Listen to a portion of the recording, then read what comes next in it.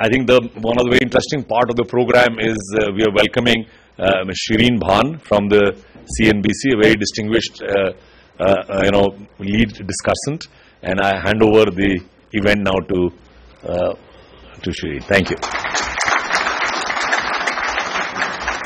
Finance Minister, if I can start by asking you, sir, about what we can expect in terms of the future of the India-Africa partnership. India has been absolutely clear that we would like to model this partnership on a development compact. We're absolutely clear that we are committed to a more people-centric approach. The Foreign Minister has also categorically stated that we don't believe in merely extracting resources from Africa, and that is not going to be the model that India follows. If you can give us specific in terms of what we can expect. For instance, $9 billion in low-cost credit over the last 20 years. We've supported 140 projects in Africa. 60 of those projects are today complete. You have said that we will be pledging more lines of credit to Africa. If you can give us some specifics, because that seems to be an area of opportunity, also an area of disappointment perhaps as far as the Africans are concerned. See, India and Africa are both poised for a significant economic growth. Even in the midst of global slowdown, the potential for growth in both these areas is much higher.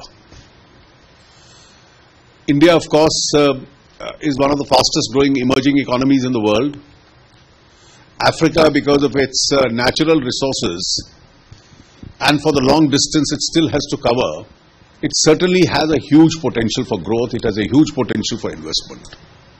And as your question very rightly pointed out, India, on account of traditional historical ties, has a natural affinity with Africa. So the lines of credit which we have issued, and these can obviously be worked upon and improved further, expanded further. Our potential for our service sector growth in Africa, and this can extend from our capacity at building highways, our capacity at building ports, our capacity at building new townships where we are learning ourselves, our telecommunication sector which is fairly developed, and therefore these are all areas in which Africa also has a long distance to cover. And therefore when you speak in terms of an Indo-African partnership, I think these are all areas, and not necessarily looking at the resource-rich South Africa from that point of view. Of course, all these will be a part of mutual trade advantages to both of them.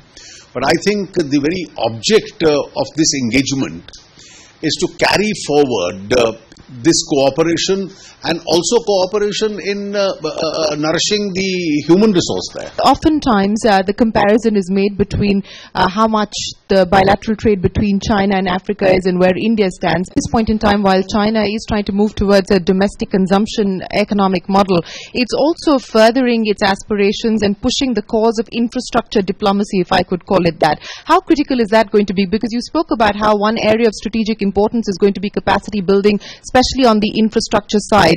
Infrastructure diplomacy, is that going to be a strategic imperative as India tries to engage with Africa? It would be, and it would also depend on our own domestic capacities improving. For instance, let's take areas like telecommunication. Now, over the last 2 decades, this is where our capacity building took place, and therefore our capacity of our industry to go elsewhere in the world has increased. Ports is one area where our industry's capacity now has shown a lot of potential. It's going to increase.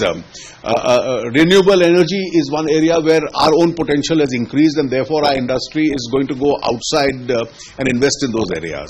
During the period which we are now trying to revive, our highway programs itself. Now, these are all areas in which our own capacity building has significantly improved. Both government, public sector and private sector industries have gained a huge amount of experience in this. And I think whether it's, you call it infrastructure building or an infrastructure diplomacy, this is inevitably going to happen. What about energy security, sir, and how critical is Africa going to be from an energy security point of view? Because again, China is significantly ahead when it comes to engaging with Africa, when it comes to looking at acquiring assets in Africa from an energy security point of view. There's been a lot of talk about the likes of ONGC, OBL and so on and so forth, scouting for assets, looking at acquisitions. From an energy security point of view, what kind of opportunities and challenges do you foresee? Of course, there are going to be opportunities, and I think all our organizations, again, both in the state sector and the private sector, have to look for these opportunities. After all, your own potentials are also defined, and those potentials would be fully used and exploited, and therefore for your own energy security to look elsewhere in the world, we've been slow movers over the years in this direction, and therefore, do you see the pace picking up now? I think so. As the health of the economy grows, as the global economy improves, as investable surplus with institutions increases, I think both for the purposes of investment and scouting for opportunities, the geographical limits won't matter. Mr. Bashir, let me ask you, sir, in terms of what your expectations are from both the Indian government, from the Indian private sector, and what would you say could be the opportunities that India could look at when it comes to investing in Africa? Yeah, thank you very much. Let me say that our expectation is one of really cooperation between India and Africa, and I think that's what we've been working on for a very long time now.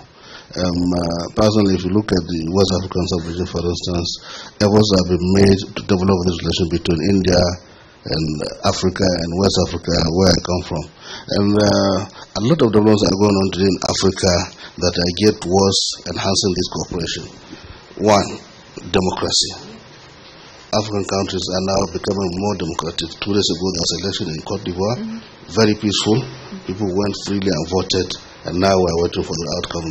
2 weeks ago, in Guinea, there was another democratic election, very peaceful. The elections are out, and we're waiting for the process to continue. In Nigeria, as you know, in March, there was another election. So the environment is being prepared really for investment, and we expect Indian companies, Indian businessmen to really exploit these opportunities. It's not just a question of coming to India for a line of credit. No, that's not the issue. The issue is that we have seen lines of credit, we have seen how they also enhance development. This morning I cited some of the impacts of these lines of credit, but they want to go beyond that. Sure. The Honorable Minister mentioned capacity building. He mentioned setting up institutions to train and assist us in exploiting resources that are there. Take a country like Niger, take a country like the Gambia, like Senegal, that has a lot of resources in terms of winds. Right. But then we need to exploit this wind to generate energy, renewable energy. And that is what India is helping us to develop some of these opportunities that are there. We don't see them as coming just to exploit resources. No, I think the issue is beyond exploitation. The issue goes beyond. We're now talking of capacity building. We're talking of how do we now create institutions. India is helping Rwanda to set up, I think, yesterday we were discussing. These are the kind of institutions that I think that should be created, that should be developed, so that the next 2, 3, 4, 5 years, Africa can also exploit some of these resources and so on.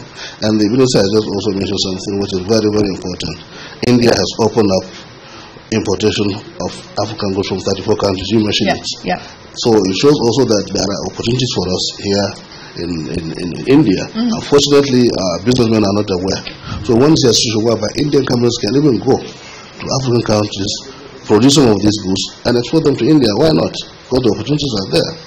Well, hopefully at the end of this summit, they will be aware, much more aware of the opportunities that India presents as well. But if I can ask you in terms of specific areas of opportunity, because we were talking about capacity building, institutional reform, building institutions and so on and so forth. Beyond agriculture and healthcare, as well as infrastructure, which are the obvious sort of choices, what are the other sectors that you would like to see private sector participation from India? And what is it that Africa can actually offer?